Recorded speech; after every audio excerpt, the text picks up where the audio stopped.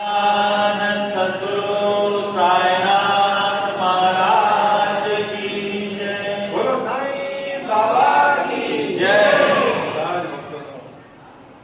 ખૂબ ખૂબ સન્માન કરીએ છીએ.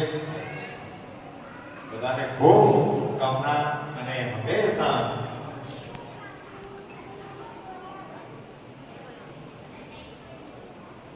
તો બધા સંત ભક્તોના ચરણમાં વંદન. તો એમની દીકરીનો જન્મદિવસ એવું કહેવાય કે સદગુરુના સાનિધ્યમાં જન્મદિવસ ઉજવાય અને એનો પ્રસાદ અપાય તો એનો વિશેષ ફળ છે.